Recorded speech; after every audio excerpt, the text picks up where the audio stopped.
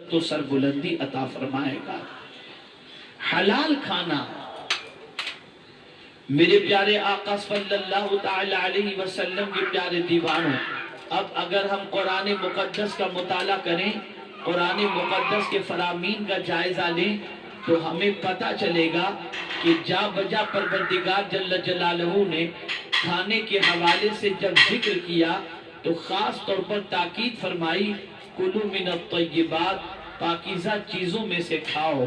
मेरे प्यारे आका सल्लल्लाहु ताला अलैहि वसल्लम के प्यारे दीवानों, जिस आये करीमा की तिलावत का मैंने शर्फ हासिल किया, उसमें मुतलक मोमिनीन से मेरा रब खिताब फरमाता है, या अय्युहल्लज़ीना आमनू कुलू मिन तय्यिबाति मा रज़क़नाकुम, ऐ ईमान वालो, मैंने जो कुछ तुम्हें रोजी अता फरमाई उस पाकीज़ा रोजी में से खाओ। पता ये चला हर चीज खाने की नहीं हुआ करती, हर चीज हलक के नीचे उतारने की नहीं हुआ करती, हर चीज के लिए हमारा हलक हमेशा खुला नहीं रहना चाहिए, बल्कि कुरान कहता है हलाल खाओ, पाकीज़ा चीज खाओ, तय्यब ताहिर चीज खाओ, पाकीज़ा कमाई की चीज खाओ।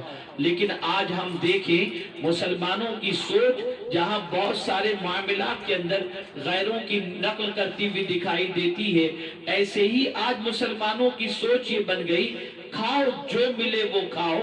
नहीं नहीं, मैं आपको बताऊं, गैरों के सामने अगर आप रख दें, दूसरों के सामने आप अंगूर रख दें, वो जरूर खा लेगा, आपको पेश करेगा, आप भी उसे तनावुल करने के लिए तैयार हो जाएंगे। लेकिन हमारा दीन हमें ये तालीम देता है, अंगूर जरूर हलाल है, लेकिन तुम्हें ये देखना है ये हलाल कमाई से आया हुआ अंगूर है या हराम कमाई से आया हुआ अंगूर है। अगर हलाल कमाई के जरिए ये अंगूर तुम्हें दस्तयाब है तो जरूर खाओ, या यकीनन अंगूर का खाना हलाल जरूर है, लेकिन कमाई का रास्ता देखना होगा, जरिया देखना होगा, तरीका देखना होगा।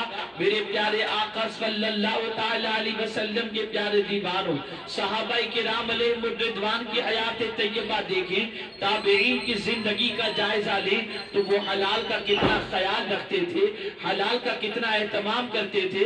अल्लाहु अकबर।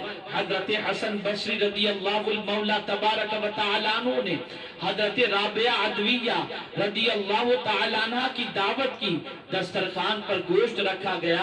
हजरत राबिया अदविया रदी अल्लाह तआला अन्हा ने जब गोश्त को देखा तो फरमाते हैं, भाई हसन, ये गोश्त हमारे लायक नहीं है, ये गोश्त हमारे लायक नहीं। हजरत हसन बसरी कौन है? मौला अली की आगोश में परवरदा हैं।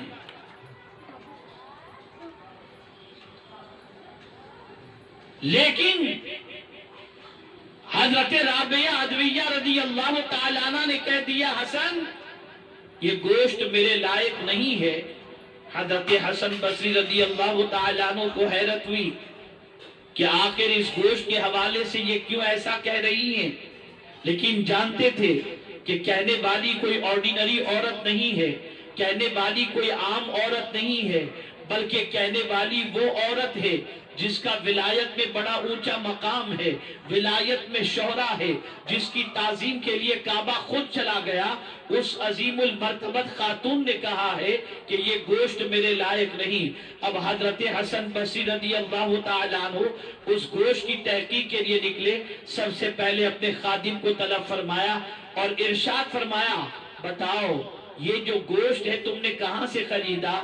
उसने कस्साब का नाम लिया। हजरत हसन बसरी रदी अल्लाह तआला अन्हु कस्साब के यहाँ, कसाई के यहाँ तशरीफ ले गए और फरमाया, बताओ ये गोश्त तुमने बेचा है? कहा हाँ मैंने बेचा है। ये गोश्त जिस जानवर का है वो जानवर तुम्हारा था? उसने कहा मेरा ही जानवर था। हलाल तरीके से तुमने ज़बा किया? हाँ हलाल तरीके से मैंने ज़बा किया। और हजरत हसन बसरी रदी अल्लाह तआला अन्हु फरमाते हैं, ये जानवर तुमने किससे खरीदा था? उसने बताया, फलां शख्स से मैंने ये जानवर खरीदा था। हजरत हसन बसरी रदी अल्लाह तआला अन्हु वहां पहुंचे और उस जानवर के बेचने वाले से पूछा, जानवर तुम्हारा था? कहा हाँ। तुमने फरोख्त किया था? कहा हाँ। उस शख्स ने पूछा, حسن ذرا یہ تو بتاؤ جانور کے بارے میں اتنی تحقیق کیوں کر رہے ہو، کیا وجہ ہے؟ تو حضرت حسن بصری رضی اللہ تعالیٰ عنہ نے ارشاد فرمایا تمہارے جانور کا گوشت حضرت رابعہ نے کھانے سے انکار کر دیا تو میں تحقیق کر رہا ہوں، جب میری کمائی حلال کی، ذبح حلال طریقے سے ہوا، جس سے جانور خریدا وہ بھی صحیح طور پر بیچنے والا شخص، جانور میں کوئی عیب بھی نہیں تھا، پھر آخر مائے رابعہ نے کھانے سے کیوں انکار کیا؟ میں اس کی تحقیق کر رہا ہوں، آخر میں تم تک پہنچا ہوں، اس لیے کہ تم نے ہی قصاب کو جانور بیچا تھا۔ اس شخص نے کہا حضرت رابعہ نے اگر کہا ہے کہ یہ گوشت اس جانور کا نہیں کھائیں گی تو وہ اپنی جگہ پر بالکل صحیح ہے۔ اللہ اکبر۔ حضرت حسن بصری رضی اللہ تعالیٰ عنہ کو حیرت ہوئی اور آپ نے پوچھا اے شخص ذرا بتا تیرے جانور میں کیا خرابی ہے جس کی وجہ سے تو یہ کہہ رہا ہے؟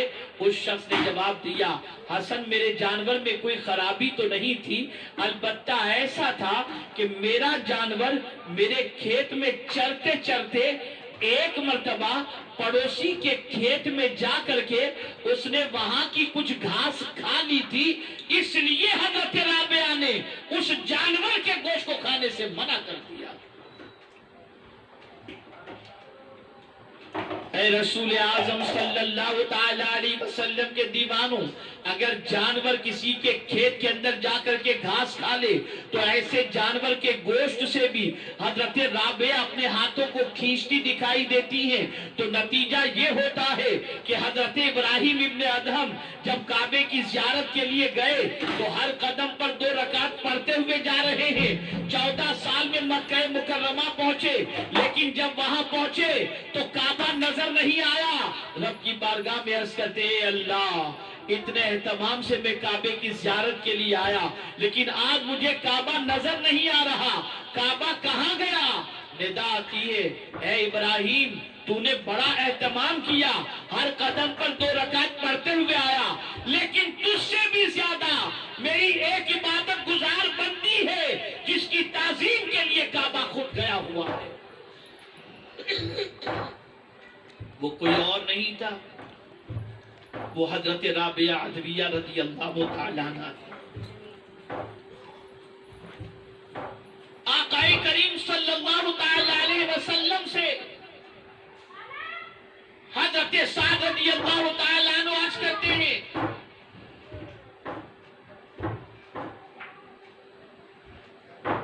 یا رسول اللہ صلی اللہ تعالیٰ علیہ وسلم میرے لیے دعا فرمائیں کہ اللہ مجھے مستجاب الدعوات کر دے، میں جس کے لیے جو دعا کروں مولا میری دعا کو قبول فرمائے۔ میرے آقا صلی اللہ علیہ وسلم نے نصیحت فرمائی اے سعد حلال کھاؤ، اللہ تمہیں مستجاب الدعوات بنا دے گا۔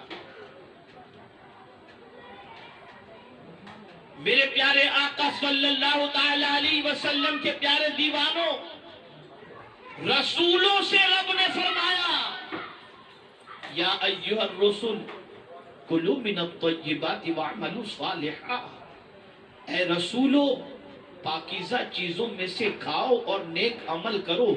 پتہ یہ چلا حلال کھانا یہ انسانی زندگی میں انقلاب لاتا ہے، حلال کھانا انسان کو عبادت کی طرف مائل کر دیتا ہے، حلال کھانا انسان کی زندگی کے اندر تبدیلیاں پیدا کرتا ہے، حلال کھانے کی بنیاد پر انسان کی زبان سے حکمت کے الفاظ نکلتے ہیں، حلال کھانے کی بنیاد پر انسان کے قدم عبادت کی طرف بڑھتے ہیں، حلال کھانے کی بنیاد پر انسان کے اعضاء میں اللہ قوت عطا فرماتا ہے، حلال کھانے کی بنیاد پر انسان کی فکر کو اللہ پختہ بنا دیتا ہے، حلال کھانے کی بنیاد پر انسان کی روزی میں اللہ کشادگی عطا کر دیتا ہے۔ لیکن میرے پیارے آقا صلی اللہ تعالی علیہ وسلم کے پیارے دیوانوں، اب مسلمانوں کی سوچ یہ بن گئی بینک بیلنس ہونا چاہیے، چاہے کسی کا مال لوٹ کر کے ہی لے لیا جائے، چاہے کسی کا قرض دبا کر کے کے ہی لے لیا جائے۔ اب مال کی فراخی کے سلسلے میں اور سرمایہ کی فراوانی کے سلسلے میں انسان حلال حرام کی تمیز بھول گیا۔ کوئی شراب کا اڈا چلا کر دولت کما رہا ہے، کوئی جوے کے اڈے چلا کر دولت کما رہا ہے، کوئی آبرو بیچ کر کے دولت کما رہا ہے، کوئی غلط کاروبار کر کے دولت کما رہا ہے۔ اسلام ان چیزوں کی اجازت نہیں دیتا۔ اسلام یہ کہتا ہے تمہارے حلق کے نیچے اترنے والا جو لقمہ ہو وہ حلال ہی کا ہونا چاہیے۔ آپ ذرا سوچو، سیدنا غوث الثقلین رضی اللہ المولا تبارک و تعالیٰ عنہ کی بارگاہ کے اندر وقت کا ایک عظیم خلیفہ اشرفیوں سے بھری ہوئی تھیلیاں تحفے میں پیش کرنے کے لیے آیا۔ سیدنا غوث پاک رضی اللہ المولا تبارک و تعالیٰ عنہ نے اس تھیلی کو اپنے ہاتھ میں لی اور اسے دبوچا تو اس میں سے خون نکلنے لگا۔ غوث پاک رضی اللہ تعالیٰ عنہ نے فرمایا اگر تمہاری نسبت کا لحاظ نہ ہوتا تو میں اسے اس طریقے سے دبوچتا کہ اس سے خون اتنا نکلتا جو تمہارے محل تک پہنچ جاتا۔ غریبوں کا خون چوس کر مجھے نذرانہ دینے کے لیے آئے ہو؟ توجہ چاہوں گا، یہاں وہ لوگ اپنی اصلاح کر لیں جو غلط کاروبار کر کے کسی کا پیسہ دبا کر کبھی عمرہ کے لیے چلے گئے، کبھی 11 دیگیں چڑھا دی، کبھی چادر چڑھا دی، کبھی کیا کیا کبھی کیا کیا، اور سمجھتے ہیں کہ یہ ساری چیزیں قبول ہیں۔ اب حضور کا فرمان سماعت فرمائیں، اگر کسی نے حرام کی کمائی کا احرام خرید کر کعبے کا طواف کیا، اللہ اس کے طواف کو قبول نہیں فرماتا۔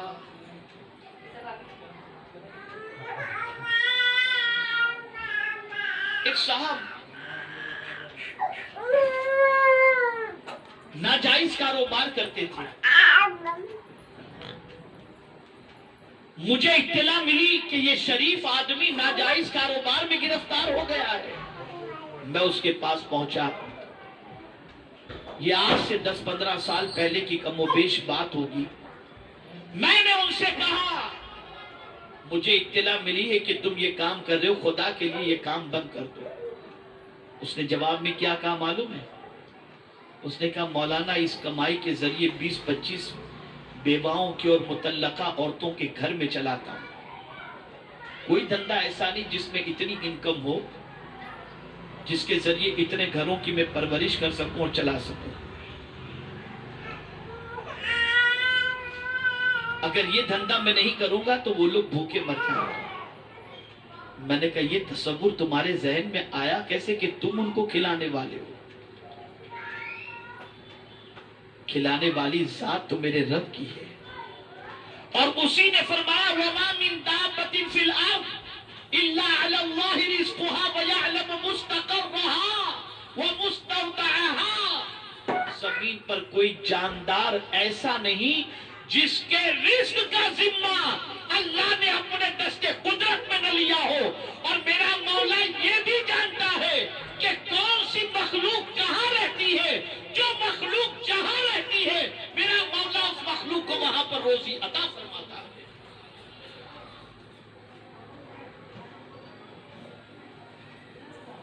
یہ غلط تصورات کہ جبرن وصول کر کے نیاز کی دیگیں چڑھاؤ، حرام کمائی کر کے شربت پلاؤ، اسلام میں اس کی کوئی اجازت نہیں ہے۔ خود بھی حلال کھاؤ اور دوسروں کو بھی حلال کھلاؤ۔ بلکہ میں تو اعلیٰ حضرت عظیم البرکت امام عشق و محبت کا جب یہ فرمان میری نظر سے گزرا تو میرے تو پیر کے نیچے سے جیسے زمین کھسک گئی، رونگٹے کھڑے ہو گئے۔ کسی نے اعلیٰ حضرت سے پوچھا کہ اولاد کا حق ماں باپ پر کیا ہے؟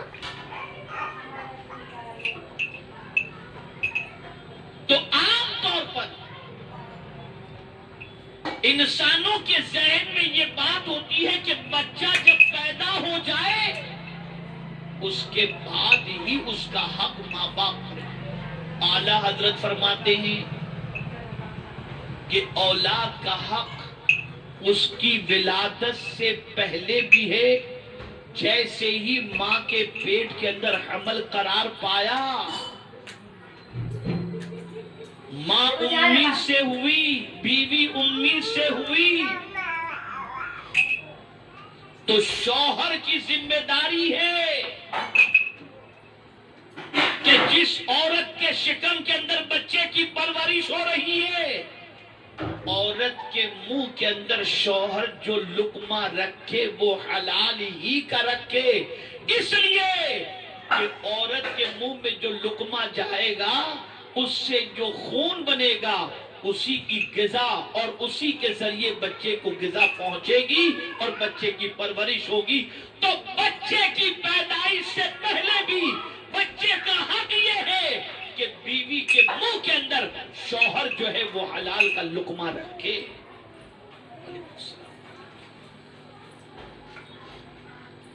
آج لقمے کے حوالے سے سوچ بدل گئی، حرام کی طرف انسان کی توجہ بڑھ گئی اور حرام غذا کی طرف اور حرام کھانے کی طرف انسان اتنی تیزی سے بڑھ رہا ہے کہ میں اگر یہ کہوں تو غلط نہ ہوگا، اب تو بڑی مشکل سے کہیں کھانے کو جی چاہتا ہے۔ حالات اتنے بد سے بدتر ہوتے جا رہے ہیں کہ الا ماشاءاللہ تقریباً کی کمائی کے اندر کچھ نہ کچھ شبہ اور کچھ نہ کچھ ڈاؤٹ اور کچھ نہ کچھ جو ہے وہ حرام کی آمیزش کسی حد تک دکھائی دیتی ہے۔ میرے پاس آج بھی ایک علاقے کے لوگوں کی کمائی موجود ہے۔ میں گیا تھا بنگال، جہاں پر